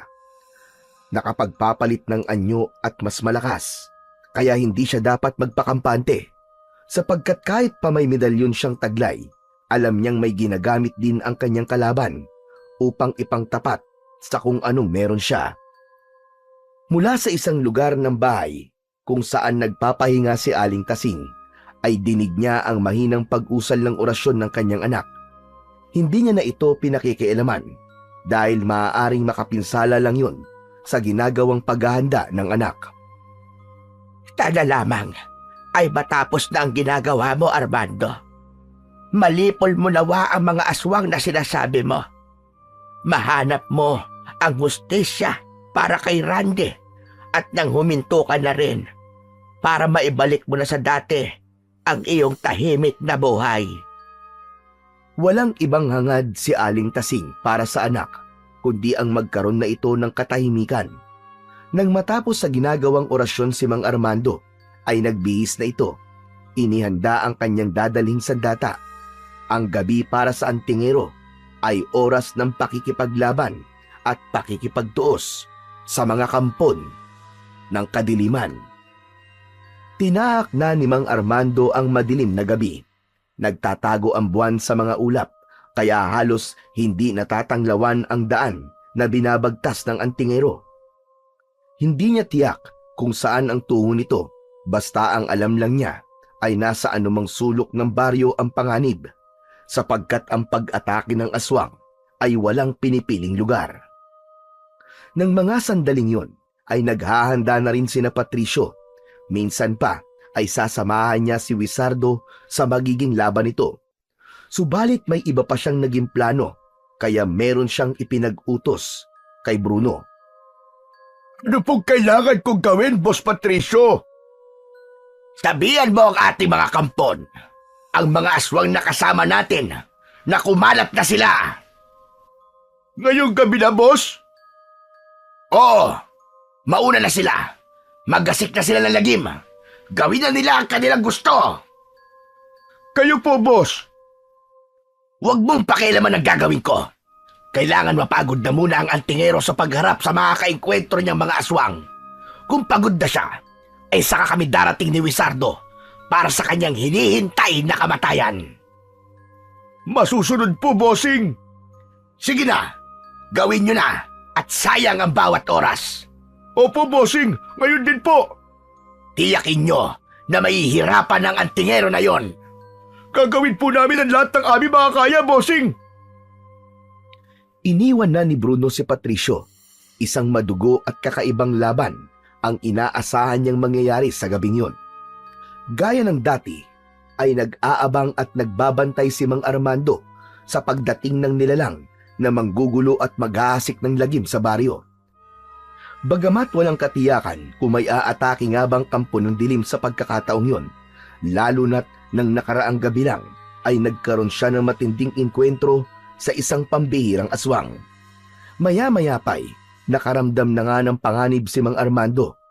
Iba ang panganib na kanyang nararamdaman dahil ang kakaibang ingay ay nagmumula sa itaas at meron din siyang naririnig na mga yabag na tila tumatakbo patungo sa kanyang kinaroroonan. Saglit pa ay lalong dumilim ang himpapawid. Sa pagtingala niya ay nakita niya ang mga lumilipad na aswang patungo sa kanya at bumulusok sa kanyang kinatatayuan. Kaya agad niyang inihanda ang kanyang matalas na itak. Iisa-isahin niyang harapin ang mga umaataking aswang. Sa ginawa niyang orasyon, alam niyang mas napalakas niya ang bisa ng medalyon na may mutya ng puso ng saging na siyang gagabay at tutulong sa kanyang pakikipaglaban. Mabilis ang pag-atake ng mga lumilipad na aswang mula sa himpapawid. Agad namang iwinasiwas ni Mang Armando ang kanyang hawak na mahabang itak.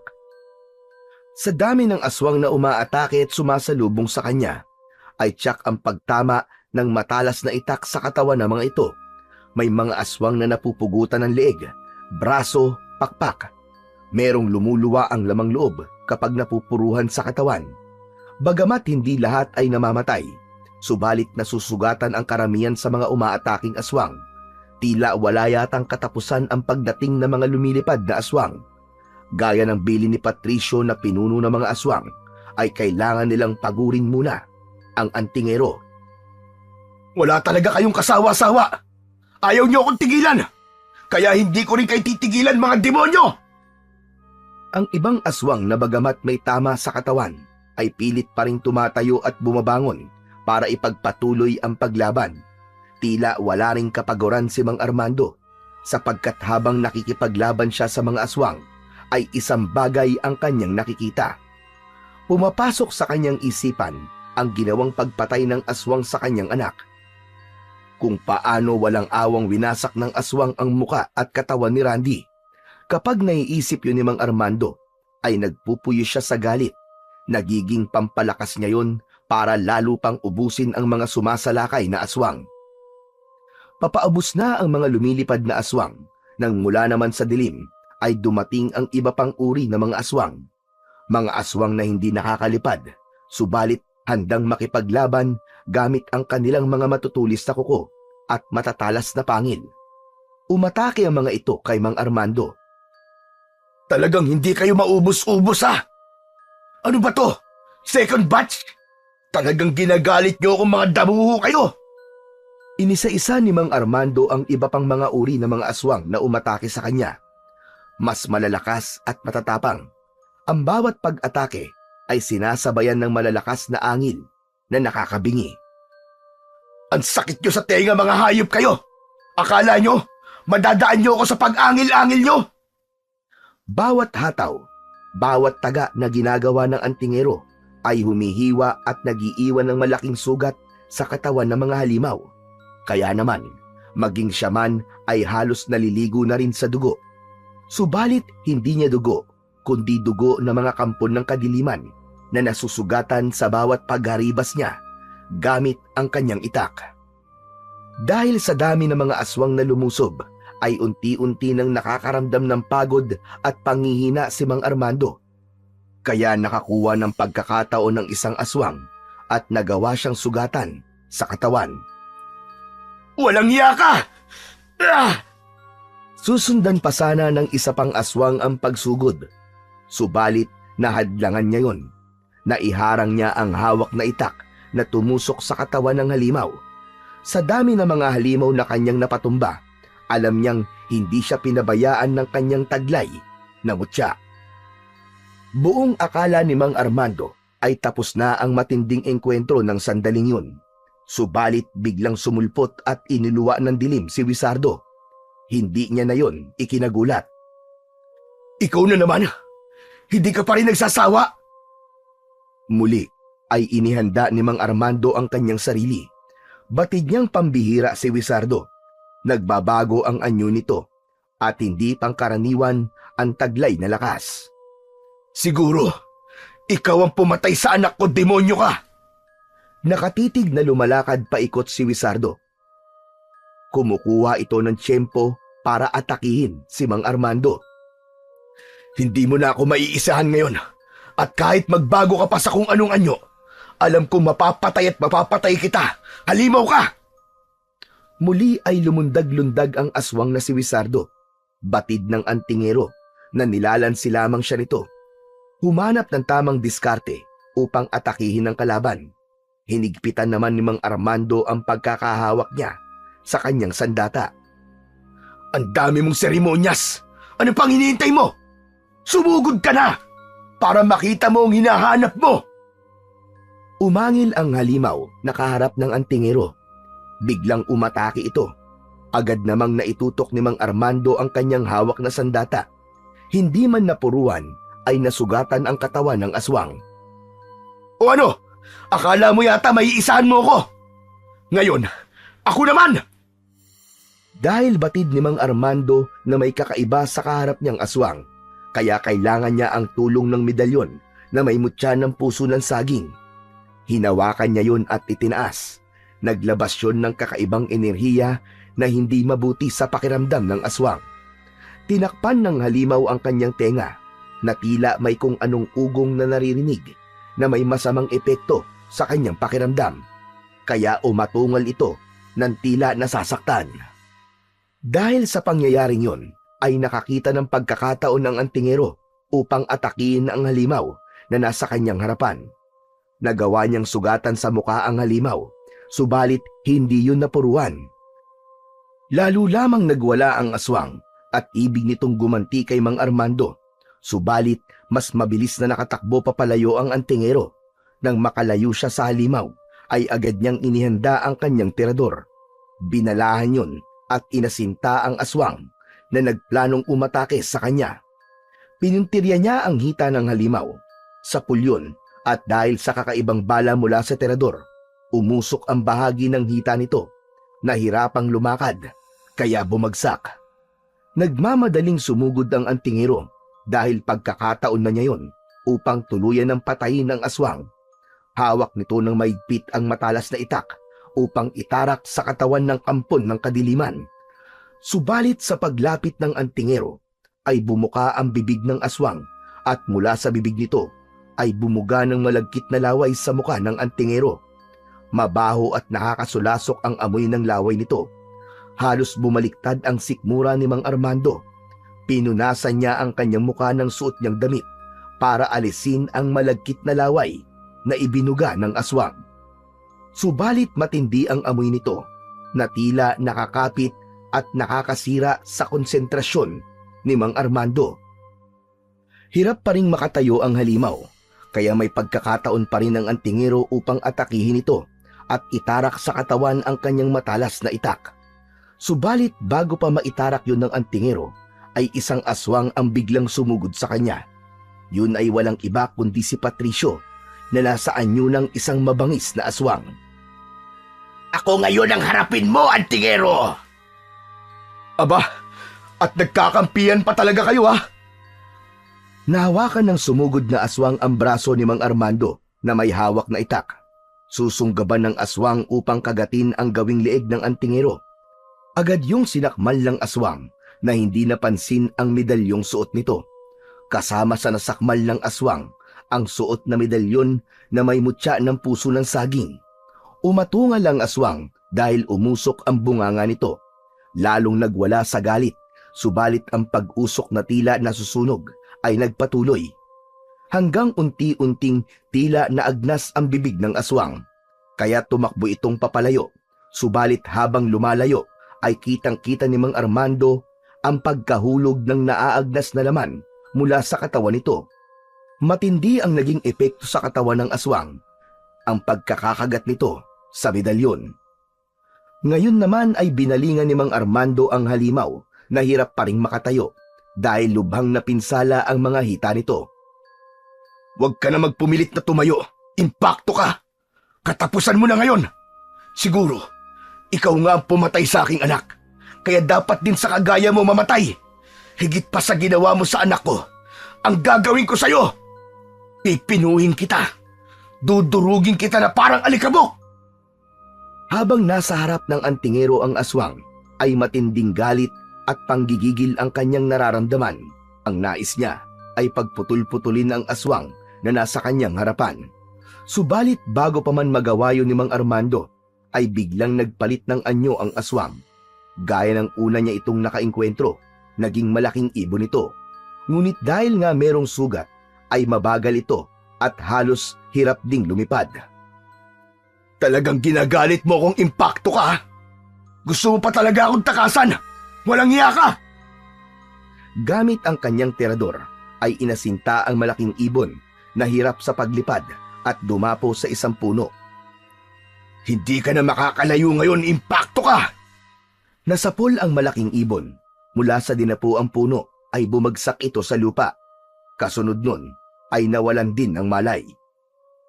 Alam kong hindi ka patitigil, kaya kailangan ko ng pagpira-pirasuin ng katawan mo.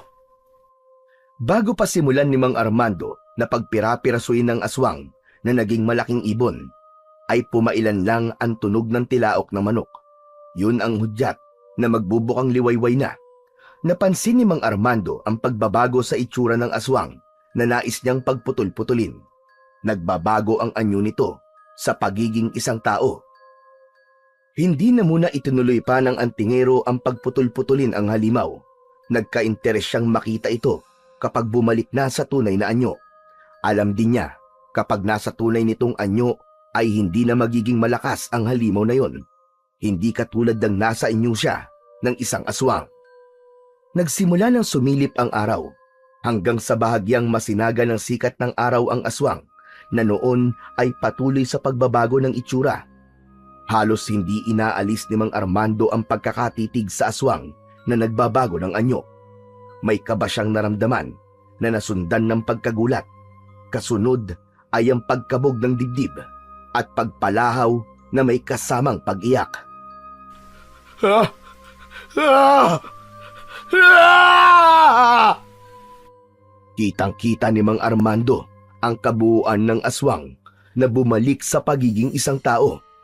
Hubot-hubad ito dahil ang aswang na pinagplanuhan niyang patayin at pagputol-putulin ay ang kanyang anak na si Randy na inakala niyang patay na. Naging aswang ang kanyang anak. Ito pala ang naging likha ng siyentipikong si Patricio. Ginamitan ng talino at kapangyarihan upang gamitin sa kanyang misyon. Dahil nais ni Patricio ay lumikha ng malalakas na uri ng aswang na gagamitin niya sa kanyang mga plano, kaya humanap siya ng kalalakihan na nasa kabataan upang maging eksperimento. Si Randy nga ay isa sa una niyang naging biktima, ang kanyang unang likha na dadaan sa masusing eksperimento. Ibig sabihin ay hindi bangkay ni Randy ang nakita ni Mang Armando na naging biktima ng aswang. Hindi kasi ito makilala dahil wasak ang mukha nun. Ito ang lalaking nagnakaw ng gamit ni Randy, kaya ang bag nito ang nakitang gamit katabi ng bangkay ng lalaki na pinatay ng aswang. Bagamat hindi batid ni Mang Armando ang lahat ng pangyayari, ang tanging mahalaga sa kanya ngayon ay buhay ang kanyang anak. Nagkamalay ito na nakatingin sa kanya. Niyakap ito ng mahigpit ni Mang Armando habang umiiyak. Randy anak, salamat. Salamat at buhay ka. Buong akala ko'y iniwan mo na ako. Ngayon kahit ano ka pa anak, kahit ano pa nangyari sa'yo, tatanggapin kita dahil anak kita at mahal na mahal kita. Subalit tila hindi nagustuhan ni Randy ang pagkakayakap ng ama. Buong lakas itong itinulak. Anak, ano bang problema mo? Nagagalit ka ba sa akin? Ako ito, ang itay mo. Anak, ako ang tatay mo. Napansin ni Mang Armando ang tila blankong reaksyon ni Randy. Oo nga't may mga tampuan din sila ng anak, pero iba ang pagkakataong yun. Tila hindi siya kilala ni Randy. Hindi rin ito nagsasalita. Kaya inalis ni Mang Armando sa kanyang leeg ang suot na medalyon at isinuot yun sa kanyang anak. Pagkasuot ng medalyon ay nagkikikisay si Randy na tila nahihirapan. Nakabukas ang bibig, subalit walang tunog na lumalabas doon. Subalit hinayaan lang yun ni Mang Armando. Saglit pa ay tumahimik ito na tila nawalan ng malay. Nakita ng antingero ang tila itim na usok na lumabas sa katawan ni Randy. Pumailan lang ang itim na usok hanggang sa tuluyan na itong nawala. Saglit pa ay nagkamalay na muli ang binata. Sa pagkakataong yun ay nakatingin ito sa kanya. Kasunod ay ang biglang pagyakap ni Randy ng mahigpit sa kanyang ama na umiiyak na parang isang batang paslit. Itay! Itay! Itay ko! Randy, anak! Itay! Itay, sorry! Sorry po, patawarin niyo po ako, Itay! Patawarin niyo po ako! Anak ko! Anak! Nanuot sa damdamin ni Mang Armando ang katagang binitiwan ni Randy. Tumagos sa puso niya ang ginawa nitong paghingi ng tawad na narinig niya sa kauna-unahang pagkakataon. Lalo lang bumuhos ang luha sa mga mata ng isang ama. Lumuwag ang pagkakayakap ni Randy sa kanyang ama. Patuloy pa rin ang pag-agos ng luha sa mga mata nito. Marami po ako naging kasalanan sa inyo, Itay. Nang umalis po ako ng bahay, marami po ako na-realize kung paano ako naging pasaway na anak. Nagawa ko pa kayong ipagkaila dahil ikinahiya ko po kayo. Hindi ko nagawang pahalagahan ang mga pagsasakripisyo niyo sa akin. Kayo na ginagawa ang lahat para sa akin. Kinakaya kahit na anong bigat ng buhay. Ibig niyong ibigay ang pinakamainam na buhay para sa akin. Pero sumbat at paninisi pa ang naiganti ko sa inyo, Itay. Patawarin niyo po ako. Napakalaki po ng naging kasalanan ko sa inyo, Itay. Patawad po. Tatay mo ko, anak. At lahat ng para sa ikabubuti mo. Lahat ng para sa ikagagaan ng buhay mo. Handa kong gawin at ibigay sa iyo, anak. Kung kailan po uuwi na sana ako, pagkatapos kong ma-realize sa mga pagkakamali ko. Saka naman po may kumuha sa akin. Dinala po ako sa isang malaking bahay. May itinurok po sa akin at wala na po ako matandaan. Kalimutan mo na yun, anak. Ano man ang ginawa sa'yo, ang mahalaga nandito ka na. Nagbalik ka na, anak. Buhay at isang bagong Randy. May dahilan kung bakit hindi ipinahintulot ng may kapal. Natuluyan ako mapahamak, Itay. Tama ka, anak. Tama ka. Dahil kailangan magkasama pa tayo. At makahingi po ako ng tawad sa inyo. Dahil hubot-hubad si Randy ng pagkakataong yun, hinubad ni Mang Armando ang suot na t-shirt upang magamit ng anak. Sa pag-uwi ni Mang Armando at Randy ay naghihintay si Aling Tasing sa harap ng bahay. Nanlaki ang mga mata nito at hindi makapaniwala sa kanyang nakita. Randy! Randy, apa! Abay, ikaw nga ba yan? Opo, nanang. Buhay po ang apo nyo. Abay, teka! Teka! Ano nangyari yon? Ang sabi mo, patay na ang apo ko. Pinatay siya ng aswang. Ang mahalaga po, nanang, buhay po ang apo nyo at magkakasama-sama na ulit tayo. Hindi na nagsalita pa si Aling Tasing. Napag-isip-isip niya na tama ang anak. Kahit ano pa ang mga nangyari, hindi na yon ang importante. Sa pagbabalik ni Randy sa bahay ng gabing yon, ay hindi makatulog si Mang Armando. Habang nahihimbing ang anak, ay pinagmamasdan niya ito. Lumapit at inalis sa pagkakasuot sa leeg ng anak ang medalyon na may mutya ng puso ng saging. Inilagay yon sa kanyang palad at hinagkan. Labis ang kanyang pasasalamat sa mutya na malaking bagay ang nagawa sa kanyang buhay. Alam niyang isa yun sa dahilan kung bakit niya ngayon kasama uli ang kanyang anak. Kinabukasan, bago pa mag-almusal ay nakita ni Mang Armando na may hinahanap ang kanyang anak. Hinayaan niya lang ito hanggang makita nito ang nakakahon na sapatos na binili niya nung kaarawan ng anak na binaliwala lamang ni Randy. Binuksan ng kahon at isinuot yun. Saktong-sakto sa kanya ang sukat nito. Tumayo si Randy at lumundag-lundag na suot ang sapatos. Naramdaman ni Randy na lumapit sa kanya ang ama. Tay, ito po ang pinakamagandang regalo na natanggap ko. Dahil alam ko po kung anong pagtitiis ng gutom at paghihirap ang ginawa niyo, mabili lang po ito. Tay, salamat po. Maraming salamat po, itay. Walang masabi si Mang Armando habang nakatingin sa anak. Minsan pa ay niyakap niya ito. Sobra-sobra ang pasasalamat niya dahil nawala man ang kanyang anak, subalit tila ibang tao na ang nagbalik. Nagkaroon na rin ng katuparan ang dating pangarap lang ni Mang Armando na makita ni Randy ang halaga ng mga bagay na kanyang mga ginagawa para sa kanya. Ang pagsubok sa ating buhay ay hindi natin maiiwasan. Dumarating ito upang subukin ang ating katatagan. Kaya sa bawat pagsubok na makakasagupa, magpakatatag at lumaban dahil ang pagtatagumpay ay laging nakaabang lamang. Naghihintay ng tamang panahon at pagkakataon upang ang lahat ng bagay at pangyayari ay mailagay muna sa tama at eksaktong disposisyon.